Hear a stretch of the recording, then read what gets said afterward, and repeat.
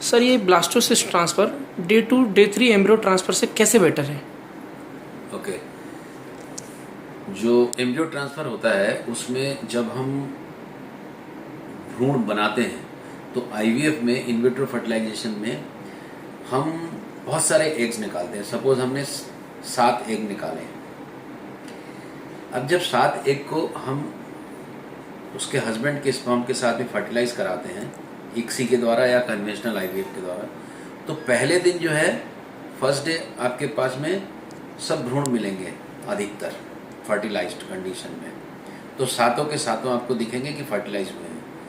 Second day भी आप देखोगे तो आपको उसमें एक के सेल के 2 ग्रोथ भी दिखेगी, और हो सकता है कि 7 में से 6 अच्छे बन गए हों डे 2 में। ऐसे थर्ड डे भी आप देखोगे तो ये फिर से बने मिलेंगे आपको। अब यहाँ तक का जो ग्रोथ है, वो जो अंडा होता है, जो एग होता है, उसका जो साइज है वो नॉर्मली स्पर्म से काफ़ी कई गुना बड़ा रहता है। वो इसलिए रहता है कि अंडे की जो साइटोप्लाज्म है, जो उसका लिक्विड है, उसमें एनर्जी होती है, उसको माइटोकॉन्ड्रिया बोलते हैं, उसमें एटीपी होता है। उस एनर्जी में सेल डिवीजन में एक एनर्जी खर्च होती है।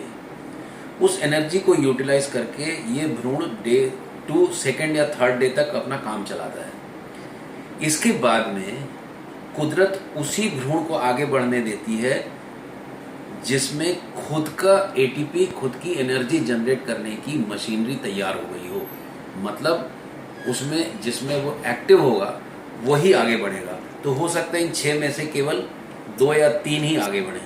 इसका मतलब ये डे 3 में एक फिल्टर लगता है, जो बेस्ट होता है वही इस फिल्टर को पार करता है। हमको इसका मतलब, यदि मैं चौथे या 5वें दिन के भ्रूण में जाऊं तो मुझे एक फिल्टर्ड बेस्ट भ्रूण मिल रहा है।